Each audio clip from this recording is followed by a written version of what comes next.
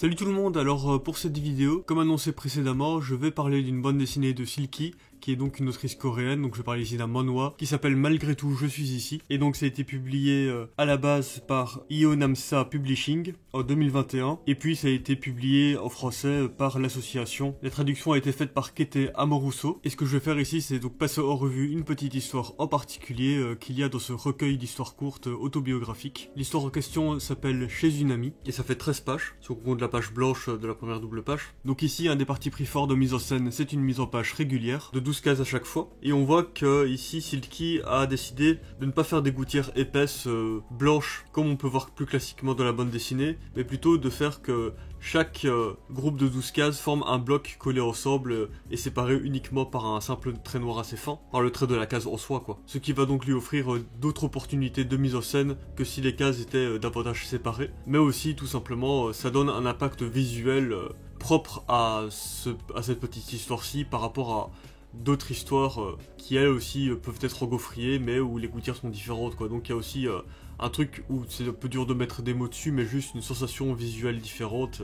Mais donc c'est intéressant la première page de ce récit où ici le gaufrier tout collé ensemble va permettre de d'abord l'introduire comme un motif de fond, alors que si les cases avaient été séparées comme des gouttières classiques, ça n'aurait pas du tout fait le même effet. Ce qui va donc aussi permettre ici de l'introduire progressivement avec donc ce fond noir et puis sur la page suivante le fond noir qui commence à être seulement une case sur deux, et puis après, en vis-à-vis, on va passer sur une mise en scène qui devient classique, quoi. Donc il y a une introduction qui se fait petit à petit, qui nous dit qu'à partir de là, on est installé dans la narration de base que va nous proposer le récit, quoi. Et donc voilà, ça j'en ai déjà parlé assez souvent, d'utiliser les pages en vis-à-vis pour fluidifier des transitions entre des changements de mise en scène, des changements graphiques et tout ça. Et donc ici c'est vraiment bien fait quoi. La première page qui est entièrement radicale on va dire, pure dans sa proposition de mise en scène, et puis sur la première double page du récit on va avoir un vis-à-vis qui va permettre une transition qui paraît plus organique parce que les deux types de séquences qui opèrent la transition sont mis dans un même espace visible tout simplement quoi. Donc voilà, tout ça fait que c'est vraiment une très bonne manière je trouve d'introduire son récit. Et donc c'est intéressant déjà ici l'introduction dans cette grande illu où on va avoir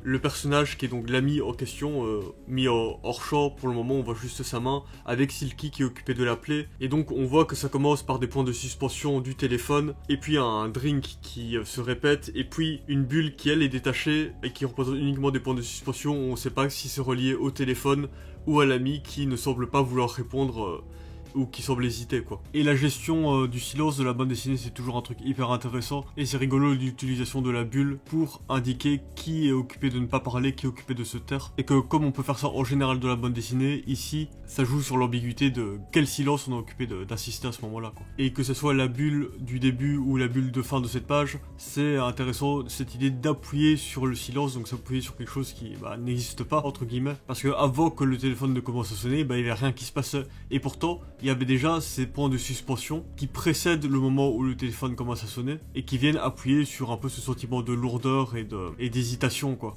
Alors que c'est étrange en soi si tu commences à y réfléchir et essayer de rationaliser, de représenter le silence d'avant le coup de téléphone qui est déjà lié à la sonnerie qui vient juste après, comme si le téléphone lui-même était dans de l'hésitation quoi.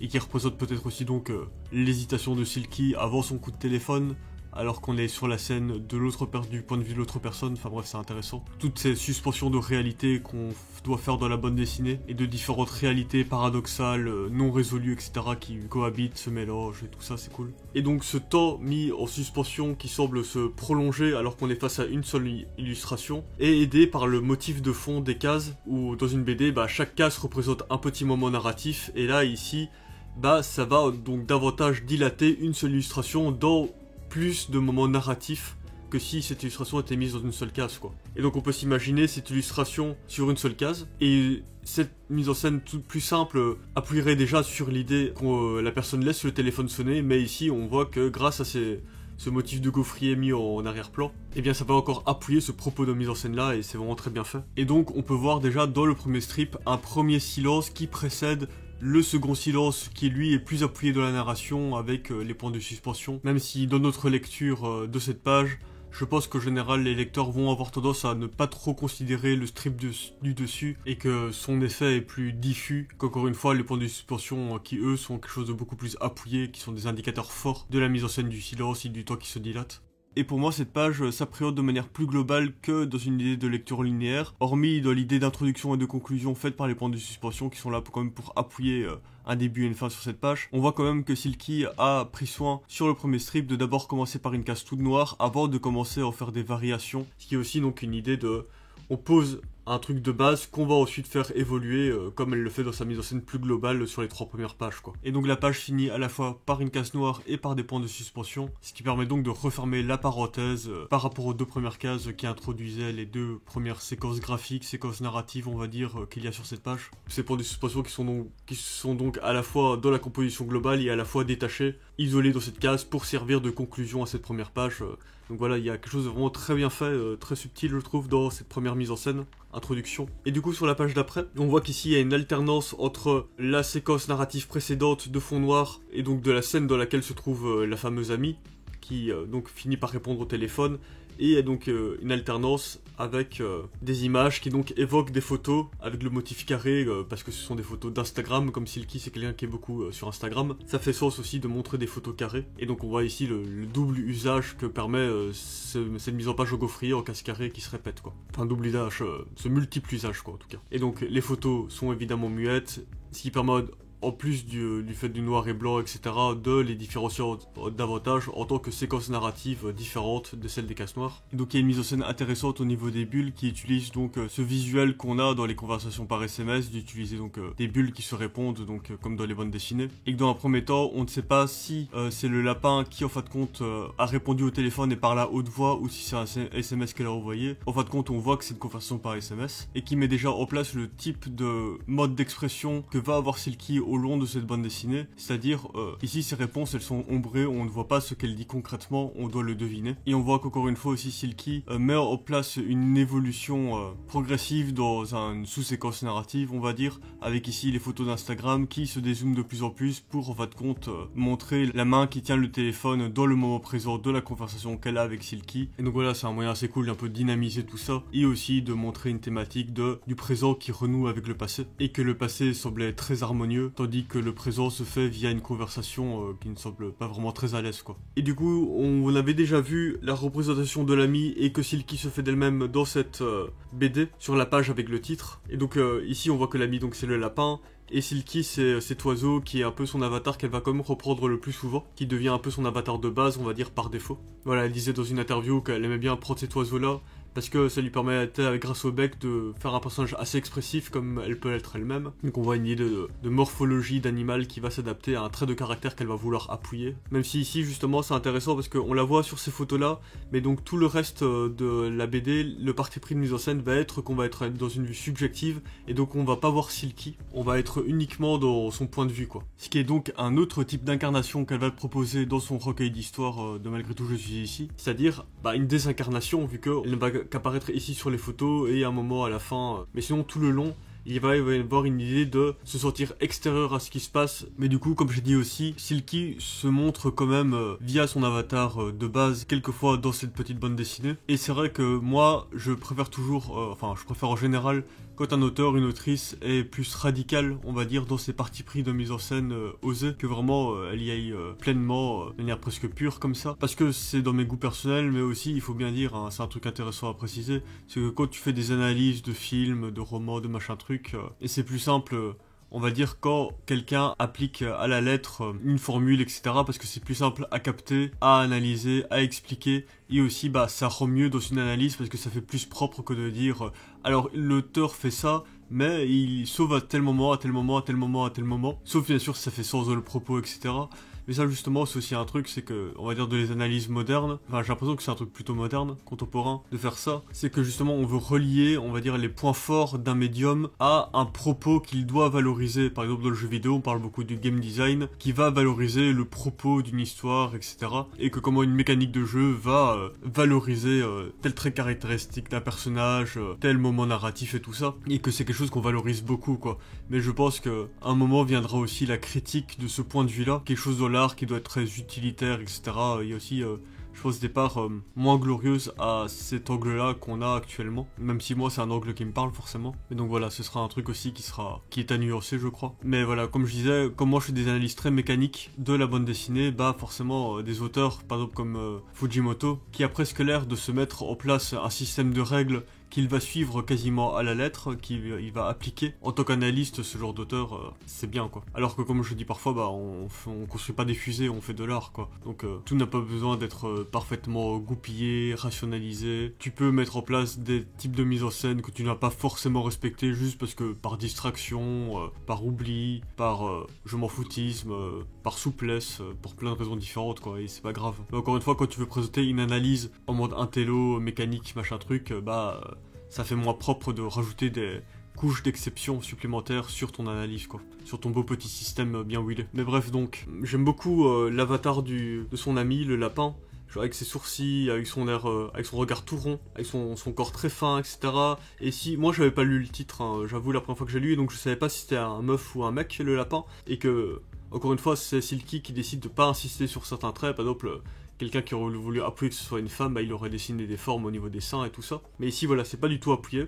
Il y a d'autres choses sur lesquelles Silky insiste pour caractériser son personnage, on va dire. Et je trouve vraiment que le dessin qu'elle a opté ici, qu'elle a pris, qu'elle a développé, il est vraiment magnifique, il est super élégant. Même niveau de comment les noirs sont posés, de comment les mains sont dessinées, le fait que le lapin soit dessiné avec son pull sans col ou quoi pour le délimiter. Et en même temps, il a comme des manches, mais donc c'est au niveau du cou, il est directement dans le prolongement de la tête et de son pull. Enfin bref, il y a plein de belles choses qui se passent dedans. Ce dessin-là aussi, où elles se tiennent toutes les deux la main en faisant une pause, c'est vraiment un très très très beau dessin. Et aussi donc les airs du lapin, on va voir qu'avec son regard tout rond, un peu fixe, ça va aussi montrer cette difficulté qu'a Silky de lire en son ami. Et justement, est-ce que c'est vraiment son ami ou pas? Il y a un peu une question qui se pose pendant qu'on lit le récit. Mais donc, ça va montrer un peu son incapacité à savoir ce qu'elle pense vraiment. Et elle va nous mettre directement dans son regard, dans sa vue subjective, sur le regard qu'elle pose à son ami, où nous-mêmes, on va pas savoir déchiffrer qu'est-ce qui se passe dans la tête de la personne, est-ce qu'elle est sincère, à quel moment elle est mal à l'aise ou pas, etc. Et donc pendant tout le long de ce récit, on va être dans cette position d'incertitude qui est vraiment intéressante, et qui est d'autant plus appuyée qu'encore une fois, on est dans une vue subjective, quoi. Et donc vraiment dans une idée on est dans ses bottes à Silky, et dans son ressenti direct, et dans sa vision du monde. Et puis dans le moment où les expressions, les intentions du lapin seront plus claires, quand elle est gênée, quand elle est fatiguée, etc., il y aurait quand même à chaque fois une idée de ne pas réussir à être sincère avec l'autre, où le lapin va se forcer à faire quelque chose qu'il ne veut pas, tout en montrant quand même qu'il ne veut pas, etc. Et donc vraiment une idée de deux personnes qui ont du mal à s'accorder. Et aussi un autre truc, c'est dans les expressions du lapin, c'est le fait qu'il n'a pas de bouche. Ça c'est vraiment très très cool aussi pour donner un type d'expression vraiment très particulier, toujours aussi dans cette idée d'avoir du mal à déchiffrer l'autre. Et c'est un truc très courant de la BD que j'aime beaucoup, hein, le fait de faire parler un personnage avec la bouche fermée. Il y a certains personnages qui sont même caractérisés par le fait de principalement parler avec la bouche fermée, voire tout le temps parler avec la bouche fermée. Et ça donne des types de tons et des types de personnalités bien particulières qui sont vraiment cool. Et donc ce que je disais par exemple dans Les Liens du Sang, là, avec le fait d'interposer une case muette dans un dialogue entre une parole et puis sa réponse, donc parole, case muette, réponse, pour installer une idée de rythme étrange, rythme malaisant. Ici elle va le faire dans son dernier strip avec l'ami qui lui propose de venir dormir, parce que Silky dit qu'elle va passer dans la ville où elle est, donc viens dormir chez moi si tu n'as pas encore réservé l'hôtel, case muette, où on suppose qu'elle attend la réponse. Et puis on ne peut pas lire la réponse de Silky parce qu'elle est ombrée, mais son ami répond « Mais si, ça me fait plaisir, donne-moi tes dates ». Et donc voilà, c'est déjà un premier moyen de nous instaurer une idée de conversation non fluide entre les deux personnages, dans cette idée de retrouvailles. Est-ce qu'on le veut vraiment se retrouver? Est-ce que non? Est-ce que ça va bien se passer? Etc. quoi. Et donc aussi, ça installe l'idée que, même si c'est ici sous forme de texte, uniquement qu'on aurait pu avoir la réponse de Silky, elle va être entièrement muette pendant toute cette BD, où sa parole va être uniquement suggérée, quoi. Et donc même ici, sous forme de texte, on se dit, elle aurait quand même été muette. Après, vu qu'ici, ça aurait été une forme écrite uniquement, mais comme encore une fois, la BD, ça joue sur qu'un texte mis dans une bulle, même si c'est pour un SMS, ça représente quand même une parole très proche d'un dialogue classique de BD, donc ça aurait déjà empiété sur cette idée de dialogue muet, du fait qu'on ne va pas entendre donc ni lire Silky tout le long de cette BD. Donc on passe à la page suivante, en vis-à-vis. On arrive dans la ville qui n'est pas nommée, comme son ami non plus n'est pas nommé, ce qui va aussi donc aider à cette sensation de pas pas savoir se situer à plein de points de vue différents dans ce récit, quoi. Donc son ami est d'abord introduit sur la deuxième case avec uniquement du texte, comme ça l'était sur la page de gauche, et puis hop, elle apparaît. En vrai cette fois-ci, donc pas en photo. Et donc voilà, il dit « J'ai l'impression qu'on ne s'est jamais quitté, qu'est-ce que tu bois, du soda ?» Bon non, je vis seul. La colocation n'a duré que 2 mois, le temps que je me trouve un appart. J'ai réduit ma collection de magnettes. Elle prenait une place dingue. En effet, je devais te rendre visite. Tu as mangé ou pas? Donc on voit ici que le personnage a l'air à la fois de parler tout seul, il bouge dans tous les sens, il y a un peu un côté précipité de vouloir combler du vide comme ça un peu, moi c'est l'impression que ça me donne. Et pourtant ici, à plusieurs moments, on suggère que Silky répond à ce personnage pourtant. Mais encore une fois, elle va être muette, donc tous ces dialogues vont être uniquement suggérés, ce qui fait que donc on doit deviner ce qu'elle veut dire par la réponse que lui fait l'autre personnage. Et donc on peut aussi projeter davantage le malaise qu'on investit nous dans cette bande dessinée là, en disant est-ce qu'elle est occupée de bégayer, est-ce qu'elle fait des réponses très concises, parce que vu la place que prend le dialogue du lapin, on se dit que Silky fait pas des réponses longues parce que le dialogue du lapin s'enchaîne directement les uns après les autres, même si normalement il devrait y avoir des réponses entre les deux qui devraient ralentir ce rythme-là, mais là c'est pas le cas dans notre expérience directe de lecture. Donc il y a un côté où même si Silky bavarde, ou même si on peut s'imaginer qu'elle bavarde vraiment, il y a un côté quand même où elle s'efface derrière le monologue du lapin, et que même si c'est pas le cas, en fait c'est la sensation qu'elle nous revoit dans sa mise en scène, et que donc nous on projette sur elle, où elle a du mal à se faire une place dans ce moment de dialogue et de relation, quoi. Et donc différents trucs. Je trouvais intéressant la case en bas à gauche, avec les magnettes, parce que je trouve que ça fait à la fois une case et à la fois comme un avant-plan de porte de frigo ouvert, ou même en perspective, pourquoi pas, comme la perspective est un peu faussée de toute façon dans cette BD, faussée exprès. Et donc ça c'est un des trucs par exemple que permet le fait de mettre des cases collées les unes aux autres, c'est que c'est à la fois du décor et à la fois une case, quoi. Et donc il y a un peu ces deux réalités qui se mélangent ici, je trouve. Et donc un des trucs qui renforce aussi cette idée que le lapin enchaîne les dialogues, c'est que par exemple ici sur ce strip, on voit qu'elle enchaîne la seconde partie de son dialogue directement depuis la même case, même si le dialogue en soi est écrit sur la case d'à côté. Et donc il y a une idée de enchaînement très direct qui ne laisse pas reposer et qui ne laisse pas suggérer une ellipse par la séparation des deux cases. Ce qui est aussi renforcé par le fait qu'on change de plan à côté et qu'on n'est pas dans une prolongation directe du décor de la case de gauche à la case de droite, alors que Silky aurait pu clairement mettre en scène ça de cette manière, quoi. Et donc on retrouve aussi cette idée que je disais de conversation avortée, de conversation non réglée, avec ici, en effet, je devais te rendre visite, et puis hop, à côté, tu as mangé ou pas, donc voilà, il y a un malaise qui est installé du fait qu'il y a une promesse qui n'a pas été tenue, on va dire, et donc ici, on voit que c'est pas non plus dramatique en soi, mais il y a quelque chose de non réglé, d'autant plus qu'on n'a pas la réponse de Silky, et on voit aussi que dans la mise en scène de la manière dont s'enchaînent les cases ici, contrairement à toutes les cases d'avant, à partir du moment où le lapin a débarqué, il y a un moment de pause qui se fait par le blanc laissé en haut à gauche du lapin, et la réponse mise en bas à droite. Il y a une espèce de enchaînement des bulles moins direct, et donc de petits temps d'attente un peu marqué, je trouve, comparé au reste de son monologue sur la page, quoi. Alors, c'est intéressant parce que, en soi, nous, les bulles, en tant que lecteurs, on les enchaîne aussi rapidement, qu'elles soient à 3 cm de distance ou à 5, tu vois.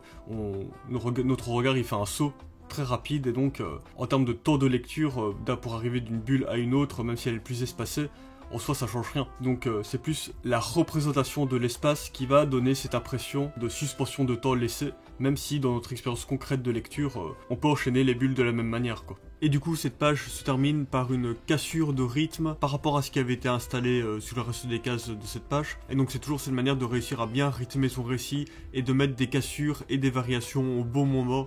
Et donc ici, en l'occurrence, sur une fin de page, une fin de double page, pour marquer des temps et tout ça dans sa BD, c'est très très bien fait. Avec en plus ces dernières phrases qui arrivent vraiment en fin d'espace de la double page, donc vraiment en bas à droite de la dernière case. Donc pour marquer une fin, une conclusion à une première scène, c'est bien aussi. Et en l'occurrence ici, ça se faisait via l'emplacement des bulles, vu que c'était un des focus de mise en scène pour cette page-ci. Toujours montrer à quel point la bande dessinée est très centrée autour de la gestion de l'espace pour construire sa narration. La gestion de l'espace, c'est vraiment le mot-clé, quoi, je trouve. Et aussi, la phrase du lapin qui demande si elle a mangé, ça va permettre d'opérer la transition sur la scène de la page d'après, où le lapin est occupé de faire à manger et il y a une anecdote sur le cuiseur de riz. Et donc ça atténue, on va dire, l'interruption que représente le fait de tourner une page, et donc de resetter, de faire un reset, une remise à plat de l'espace narratif de la BD.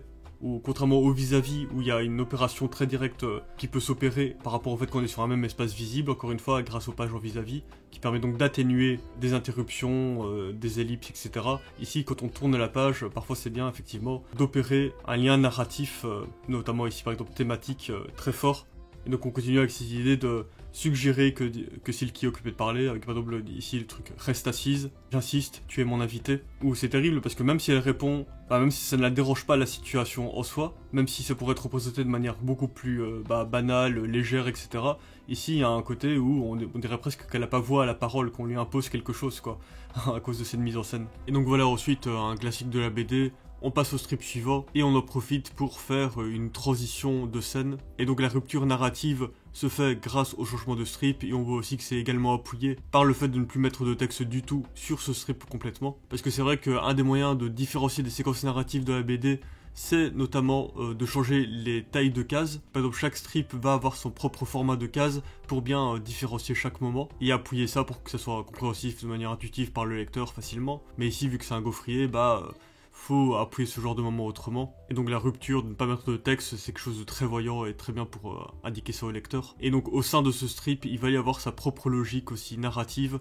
qui est notamment encore une fois aidée par le fait qu'il n'y a pas de texte. Et donc ici, c'est vraiment des grosses ellipses qui se passent entre les cases, ou plutôt non, de grosses ellipses qui se passent de case à case. Parce qu'à partir du moment où la gouttière n'est pas altérée, bizarre ou quoi, ce qui va faire principalement fonctionner des moments à moments, des cases à cases, des séquences à séquences dans une bande dessinée, c'est le contenu des cases en soi et leur disposition, mais pas le vide entre les cases. Donc voilà, c'est une petite précision, mais qui est importante dans certains cas. C'est vraiment la comparaison des éléments entre des cases, quoi, qui va l'énorme majorité du temps opérer les liens, les transitions, les ellipses temporelles, narratives, etc., quoi. Et donc ici, on voit que le repas a été servi, le repas a été mangé, et puis hop, elles boivent leur café d'après-repas, quoi. Et après, changement de strip, on revient sur de la conversation, quoi. Et donc là, Silky, sur les derniers strips, c'est intéressant parce qu'elle va atténuer le fait d'avoir des cases grâce au fond noir où elle va effacer en partie le trait noir qui va séparer les cases et donc nous mettre ici justement en scène ce que je disais, une variante de la gouttière de base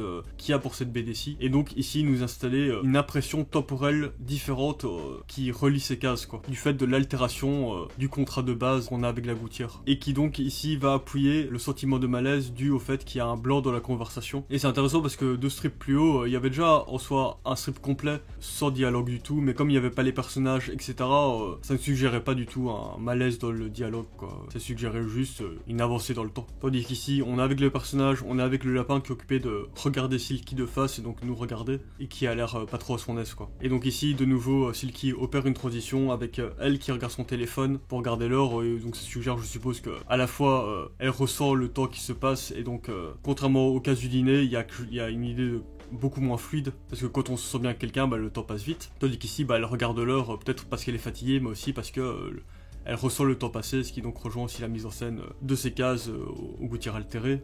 Et ça permet aussi de faire la transition pour la page d'après où on est de nouveau sur elle qui regarde son téléphone, mais donc ici on est plusieurs heures plus tard, et donc on suppose qu'elle s'est réveillée après avoir dormi un peu. Et c'est rigolo, hein, sur cette page, on avait déjà vu le poster carotte que le lapin avait, mais ici aussi, on suppose qu'il s'est lavé les cheveux, enfin qu'elle s'est lavé les cheveux, et donc ici c'est représenté par le fait qu'elle occupait de s'essorer les oreilles sur cette case-là. Et ça j'aime bien parce que on est face à des humains, quoi, des humains mais représentés sous forme d'animaux, mais où les animaux sont encore une fois presque un prétexte pour justement détourner quelque chose de trop direct et donc nous focaliser sur d'autres aspects de ces personnages qu'encore une fois par exemple leur couleur de peau ou une coiffure de type humain, etc. Donc ça permet de mettre le focus sur autre chose. Mais ça reste des humains avant tout qu'on en montre ici, quoi. Mais quand même, je trouve ça chouette de quand même assumer ce côté animalier. Elle a un poster de carotte, donc il y a quelque chose un peu caricatural et rigolo là-dedans. Un côté presque de simplicité et d'approche très brute par rapport au fait d'avoir un personnage lapin, quoi. Et ça me fait par exemple penser à Lapino de Lewis Trondheim, où on dirait que Trondheim retranscrit en partie des soirées ou quoi qu'il a pu avoir avec des amis, des vraies conversations qu'il a eues, etc. à certains moments. Mais à certains moments, on va quand même remettre avant tout en avant le fait que Lapino, c'est un lapin, et genre au moment où il dit qu'il a du mal à trouver des chaussures, parce qu'il chausse du 75 ou je sais pas quoi, avec ses énormes panards, quoi. Et donc voilà, j'aime bien, je trouve ça vraiment rigolo, ce mélange BD un peu sociologique, naturaliste, comme ça. On va représenter des névroses humaines et tout, mais avec un protagoniste lapin qui s'appelle Lapino, qui fait des petits bonds quand il court, quoi. J'aime bien. Et donc ici sur cette page, Je trouve ça intéressant que Silky se mette face à un miroir, mais donc avec le reflet de sa lampe de poche, le téléphone, etc. On ne la voit pas, et donc c'est un moyen aussi pour nous rappeler la position dans laquelle elle se met dans ce récit-là, c'est-à-dire une espèce de femme sans visage, quoi. Et donc ici, son amie doit aller bosser, et elle dit qu'elles peuvent se donner rendez-vous à 18h, se retrouver après sa journée de boulot. Et c'est encore intéressant, enfin je vais pas forcément le réappuyer à chaque fois, mais parce que ça se fait de nombreuses fois dans cette petite BD. Mais ici elle lui demande quel est ton programme, et puis juste après on passe au strip d'après, et elle dit appelle-moi au début de soirée, je finis vers 18h. Par exemple ici on peut l'interpréter comme si le lapin n'écoutait pas la réponse de Silky, parce qu'elle est balayée encore une fois. Et donc est-ce que c'est vraiment le lapin qui s'en fiche de la réponse, est-ce que c'est Silky qui le ressent comme tel, ou est-ce qu'elle trouve que ce qu'elle doit faire est tellement anecdotique que ça vaut même pas la peine d'être appuyé dans le récit. Enfin, tu vois, il y a plein de sentiments comme ça qui peuvent se mélanger, d'incertitudes, mais qui ont l'air de toutes converger vers Silky et la lapine qui n'arrivent pas à dialoguer et à relationner vraiment en profondeur, quoi. Et donc, comme dans son premier récit où elle retrouvait ses amis de Corée, retrouver une vieille relation avec laquelle elle n'arrive pas à renouer et à retrouver le lien qu'elle pouvait avoir auparavant, et donc de la tristesse qui peut en ressortir. Et donc ici, sur la page d'après, c'est une page qui commence avec uniquement des cases muettes, où on voit que Silky est au festival d'Angoulême, en fait. Donc voilà, en fin de compte, l'information nous est donnée dans quelle ville elle est et pourquoi elle s'y rend. Donc ici on retrouve ce même principe de instaurer une séquence muette pour mettre en place une narration plus elliptique où on va plus sauter de moment à moment éloigné dans le temps, mais tous réunis dans une même thématique, dans une même séquence narrative, ce qui est un classique dans la bande dessinée. J'en avais notamment parlé dans ma vidéo sur Freerun, et ça fonctionne toujours très bien parce que dès qu'on arrive sur une page comme ça, on repère qu'il n'y a pas de texte presque du premier coup d'œil avant de commencer notre lecture linéaire des cases, lecture entre guillemets, notre décryptage des cases, je sais pas comment dire ça. Et donc on sait d'avance qu'on arrive à un moment narratif particulier, et donc ça c'est un truc toujours intéressant dans la BD d'avoir accès à plus d'informations que celle du récit linéaire en soi. Et donc ici on voit que il est 7h, à la fin de la page, l'ami n'est toujours pas là. On voit le ciel qui s'assombrit, le téléphone qui devient de plus en plus gros, donc une espèce de pression qui s'installe, quoi. Tout avec de nouveau ce motif du téléphone avec l'heure en gros dessus pour représenter du temps qui s'écoule mal, entre guillemets, et qui est donc aussi un de ses moyens de rythmer son récit pour conclure ou commencer une page. Donc c'est un délai de motif. Et aussi on voit que Silky à un moment elle essaye d'appeler son amie mais qu'elle répond pas. Et donc ça fait écho déjà à la toute première scène du récit où le téléphone sonnait dans le vide. Et donc du problème de communication et de l'envie ou non de parler à l'autre, quoi. Et c'est intéressant dans ce truc aussi d'avoir des cases collées les unes aux autres, ça lui permet de faire des cases panoramiques, mais tout en gardant quand même son idée de gaufrier, de pas casser ce contrat de mise en page. Avec ici donc la dernière case, où on a une longue case, mais qui ne jure pas pour autant dans le gaufrier, et même il y a certains points qui montrent qu'elle suggère quand même un peu la séparation entre ces deux cases-là, même si en fin de compte c'est une même longue case panoramique. Et puis donc sur la page d'après, l'amie arrive, elle a l'air vraiment désolée. En général, quand tu mets les petites gouttes comme ça d'exclamation, c'est un indicateur que le personnage ne ment pas, parce que c'est presque quelque chose qu'il ne peut pas contrôler, ces gouttes d'exclamation, de sueur, etc. Cette espèce de symbole d'émotion qu'il y a dans les BD, c'est comme mettre des petits traits au-dessus d'un personnage pour montrer qu'il pue, quoi. Il peut pas mentir qu'il est occupé de puer. Et du coup ici on retrouve aussi un nouveau truc qu'il y avait déjà eu dans une histoire précédente. D'ailleurs c'est la première au Corée. On va lui lancer des pics plus ou moins directs sur le fait qu'elle a la vie cool comparée aux autres. Avec ici, qu'est-ce que tu as fait de beau, génial, tu en as de la chance. Allons, je n'ai pas le temps de jouer les touristes, j'ai un métier prenant. Il y a une espèce de truc un peu passif-agressif là-dedans, qui soit voulu ou non d'ailleurs, par le lapin. Toujours ce dessin vraiment très beau, je suis trop fan de ce personnage du lapin. J'adore les mains, les bras, comment ils sont dessinés. J'adore ses sourcils, il est parfait, il est parfait. Et donc ici par exemple on peut voir ici l'utilisation de l'ellipse par le passage à un nouveau strip, que ce soit ellipse narrative, ellipse temporelle, ellipse spatiale. Ici donc on voit sur le premier strip, elle retrouve son ami, dis non sur le pouce de quoi tu as envie, hop, on passe au kebab où ils vont commander, hop, on passe au passage où ils sont occupés de manger, avec ce plan fixe qui va se répéter sur ce strip. Hop, ils ont fini de manger, ils sont sortis du kebab. Donc on voit comment une page thématique qui est celle de la prise de repas est divisée, structurée en 4 sous-séquences narratives via l'utilisation du strip principalement. Et donc ici on a de nouveau une mise en scène de malaise de conversation qui est bien qui est bien raconté, je trouve. Avec quoi, un verre maintenant, t'es pas fatigué, t'es sûr. Et puis hop, là, pour la première fois où le personnage a l'air de perdre un peu son masque.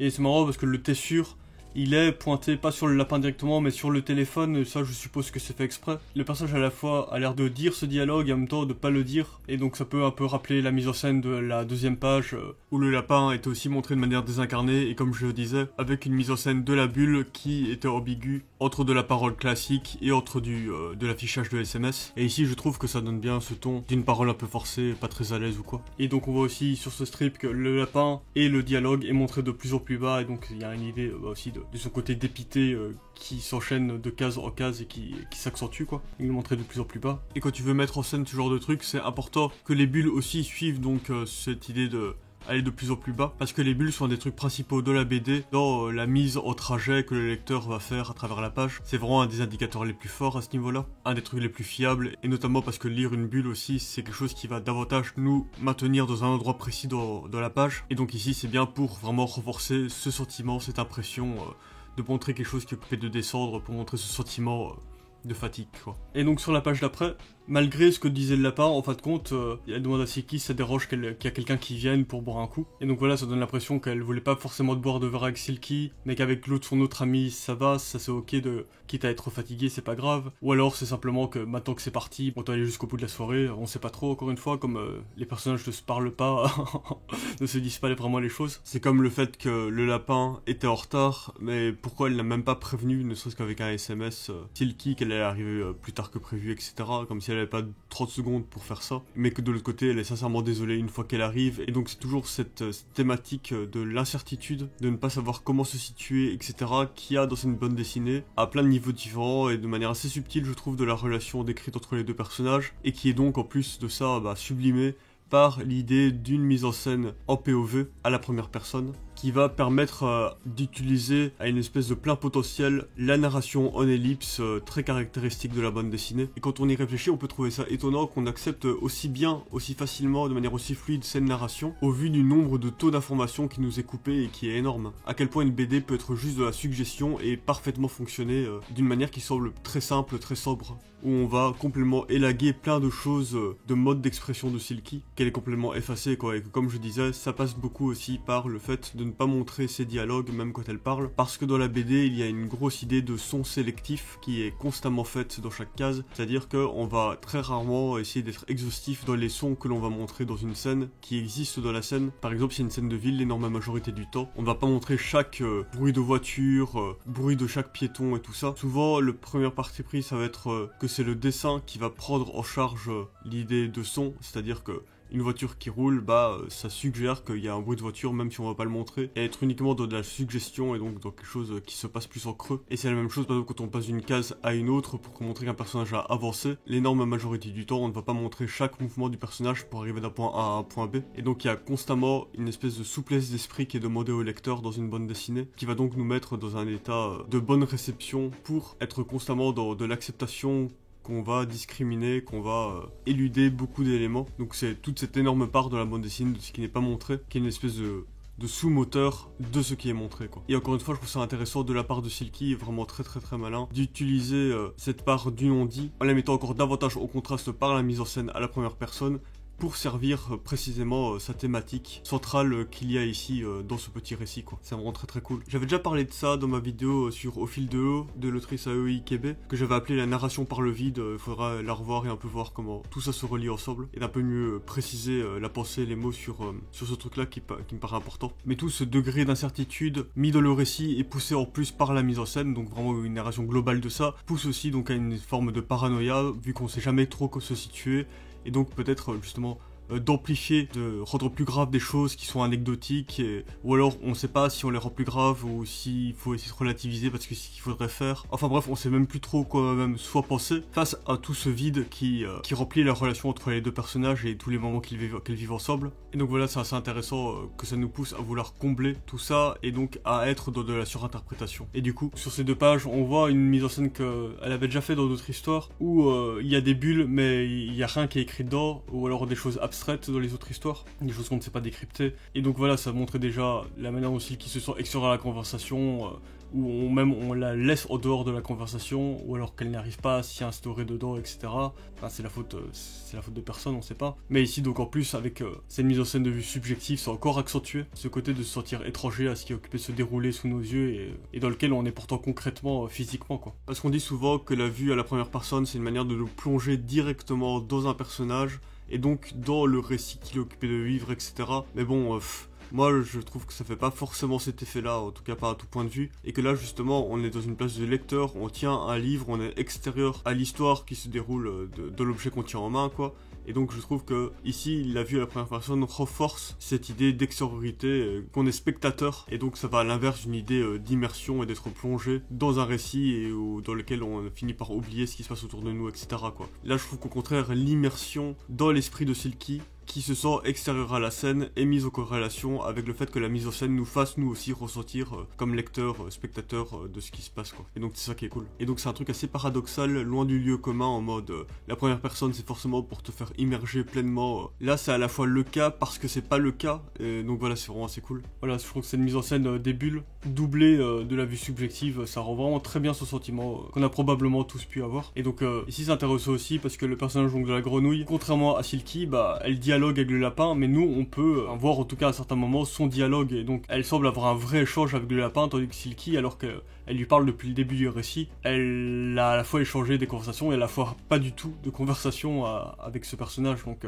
il y a un côté aussi de violence qui se fait à ce niveau-là, tout semble plus naturel, notamment parce que ça passe par un mode de narration beaucoup plus classique, beaucoup plus commun qu'on a dans toutes les bandes dessinées à peu près, c'est-à-dire des bulles qui répondent à des bulles. Et donc que ce soit ça, ou le fait qu'elles s'échangent leurs clopes, leurs joints, on sait pas trop et tout ça, il y a un côté fluide, de simplicité et tout ça que Silky n'a pas avec les autres personnages. Et donc c'est intéressant, c'est une mise en scène de fin de double page, avec les bulles vides qui prennent de plus en plus de place, et ça j'aime bien, comme mise en scène. Silky aurait pu mettre en scène des blablabla, mais j'aime bien le fait que ce sont des bulles vides, qui prennent pourtant de l'espace, qui semblent étouffer et qui semblent rendre ces cases étroites, quoi. Je trouve que ça rend quelque chose de plus violent, et donc ce trop plein de bulles, elles semblent vouloir l'effacer avec cette verre d'alcool qui se rapproche de plus en plus, qui prend de plus en plus d'espace en négatif des bulles, quoi. Et donc voilà, c'est de nouveau une manière de faire une transition avec ce truc noir et blanc très tranché qui prend de plus en plus d'espace. Et puis sur la page d'après, de nouveau c'est une marque graphique, mais ici pour montrer ses yeux qui se réouvrent après cet auto-aveuglement volontaire, presque comme ça. Et la réapparition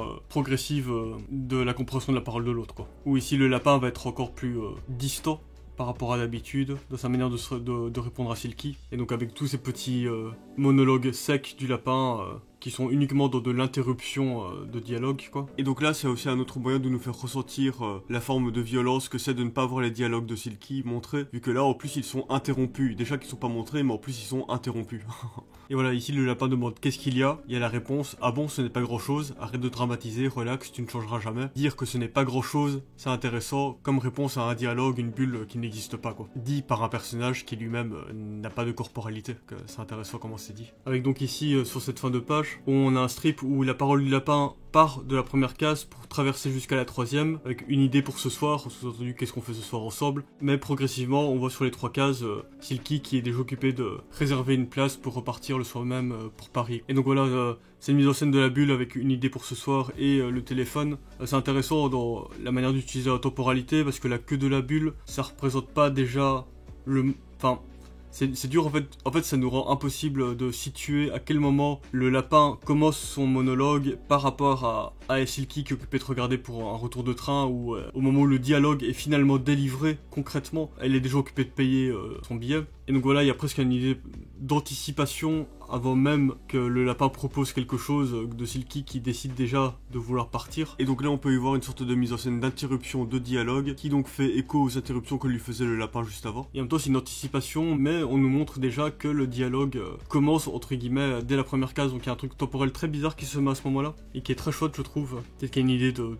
C'est trop tard de toute façon, je sais pas trop comment décrire ça, vu qu'on est face à une espèce de paradoxe complet, mais qui donc, je trouve, laisse de toute façon ce sentiment de décalage qu'il y a entre les deux par rapport à leur relation, par rapport au fait qu'ils n'arrivent pas à dialoguer, à se mettre sur le même tempo, etc.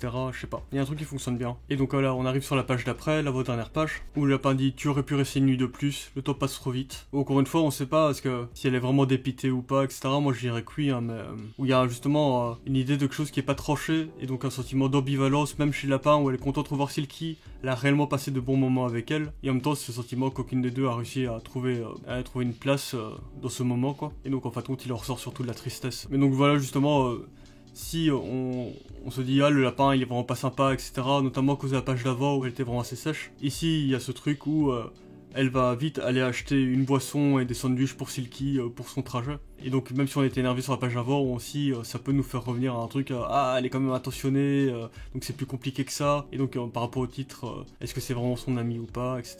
Et donc ici à la fin de la page, après avoir reçu le sandwich, le lapin demande où tu vas à Silky, et là il y a une rupture, on va dire, dans le contrat de mise en scène, où tout d'un coup on va avoir peut-être la vue subjective du lapin à ce moment-là, on sait pas trop, mais de Silky qui est occupée d'acheter un truc dans le tabac. Et on saura même pas ce qu'elle a acheté en fin de compte, que c'est un sandwich aussi pour le lapin, voilà, on sait pas, c'est pas dit. Encore une autre variation assez intéressante, très maligne, de comment faire dialoguer Silky par du creux, par du vide, où on ne sait pas le contenu de ce qu'elle va donner au lapin, de la même manière qu'on ne sait pas exactement ce qu'elle a pu lui dire tout au long de cette BD. À des dialogues, elle répond par des dialogues invisibles, à des cadeaux, elle répond par des cadeaux invisibles. Il y a un mode d'expression donné à ce personnage qui est cohérent, qui est vraiment cool. Et du coup, page après, on est dans le train, dehors il fait tout noir, alors qu'on peut se dire que Silky a pas pris un billet pour la nuit, mais enfin bref...